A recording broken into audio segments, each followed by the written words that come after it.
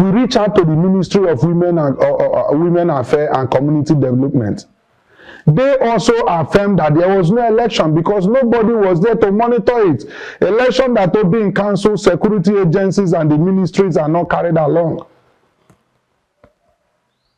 But ever since then, these people keep parading themselves as UDC. They want to force themselves on the people. Because I'm not giving them that opportunity, they went to the OB uncles, manipulated them, and they did what they did. It was later we find out that they paid OB's uncles to do what they did regarding this suspension. The OB uncles are not recognized with any traditional position. At the time, one of them said that he's a regent. I said, how can there be a regent and a king at the same time and a prime minister? That we have leadership structure. This is our organogram. There is no role for regency. There is no position for regency. It is clear. Then he sat in front of the OB's chair to address the traditional council that is now the one ruling the council. I said, no, you can't do that where I am. If you have been doing it before, it's not going to work now. We respect our traditional laws and custom. That was when I had issues with that one. The other one came, he said he's the messenger of the OB, that the OB passed information to him. We said no, the OB cannot pass information to you, to the council. We have a channel of communication. We have leadership structure. The OB knows it and he will maintain that structure. He will reach out to me. I had issues with that one. The other one called Donald Efulu-Nsekwe, he came to the palace, transformer that was donated to the palace, he said he wants to sell it. That he wants to sell it to pay salary. I said, who asked you to sell the transformer? He said it's the OB. I called the OB. The OB said he's not the one that authorized him to sell transformer. That is what they have been doing. They sell things in the palace, anything they donate to the king, that the king can give to his community people, that will be beneficial to his community people, they sell it. And because I challenged him, he started fighting me. We stayed for 2 months without talking. I went to his office. I said, you are my brother. There is no need for us to fight. I went to his own Oga, his boss, SAN, Peter Marapo. When he introduced me to Peter Marapo, I went there to discuss on OB's case. One of the communities gave OB injunction. They took him to court, restricting him from having access to his own farmland and his own land. Why did they do that? Because the uncles of the OB came to that community to sell a large portion of land without the OB knowing. When I got to the SAN billed me with other issues they have. SAN billed me 20 million on OB's case, which I started paying the SAN. And I went to him, I said, SAN, talk to these your people. Let's see how we can move this community forward. Things have gone bad, but we need to have a lot to correct. The SAN said, you know how their brother died now. They are scared.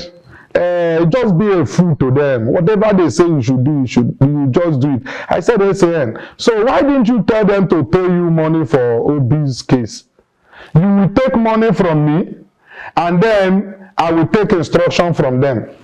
That the OB is not a small boy. A king cannot be a small boy.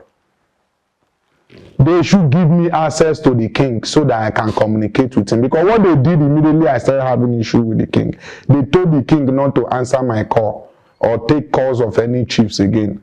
Let it be that they are the ones in charge. Whatever instruction, they will pass it through them. And the OB called me and said, moving forward, I will pass instruction to Tony. Tony will pass to Nsekwe. Nsekwe will pass to a Ghana boy, a house boy that is not even from our community. A houseboy in the palace, that one will now pass the information to me.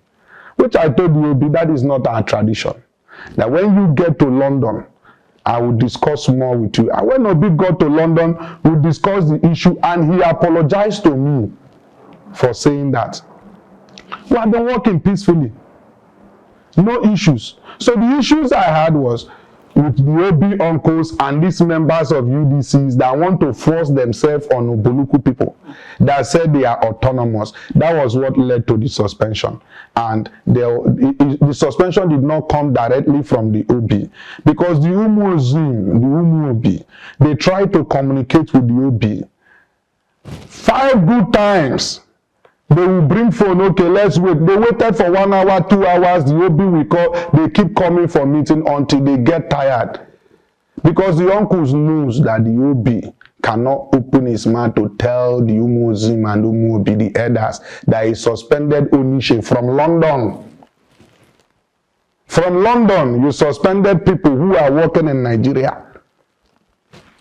So that was what happened. So it was a very bad one for us. There was no suspension, and we took this issue to the right channel to be addressed. First, we went to the chairman of the local government, which the local government chairman told them that the OB does not have right to suspend a gazetted chief without taking due process.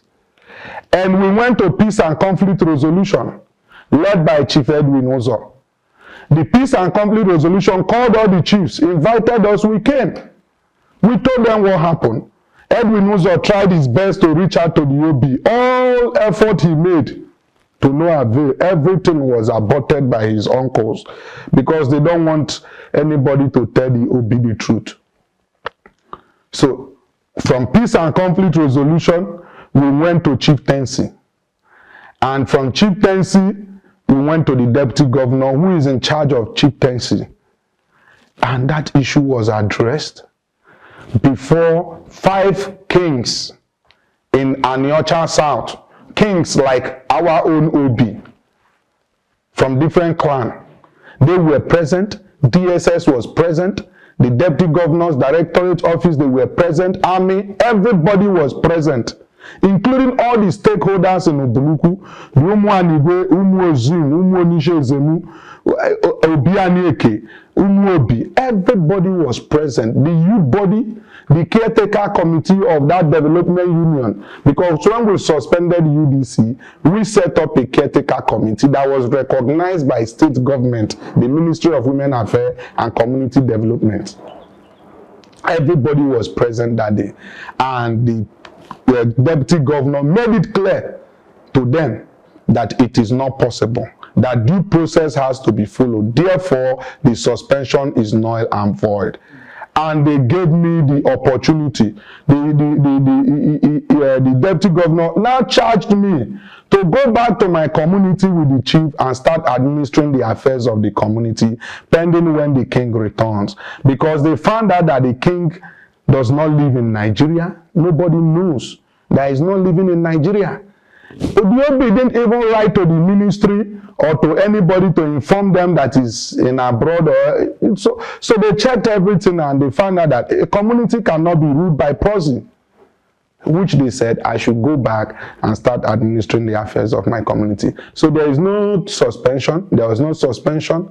There is nothing. I don't even know. If you look at the letter of suspension, it was signed by one Judge Ofulue, who is not even a direct son of Ofulue, who is not even, he does not live in Ubulu-Uku. This person, whenever he signs document, that is, or maybe they've sold land, that is when he comes to sign. But when they are doing their illegal thing, the secretary to the palace will refuse to sign. So they will now bring him to come and do their bidding. And that was how George came into the picture, to sign document without, I don't even know what entered his head, what made him to write that letter and sign it that Onishe has been suspended. George is not the king. He's not a member of the council. He's nothing. And he has no right to suspend Onishe. Okay, sir. Thank you.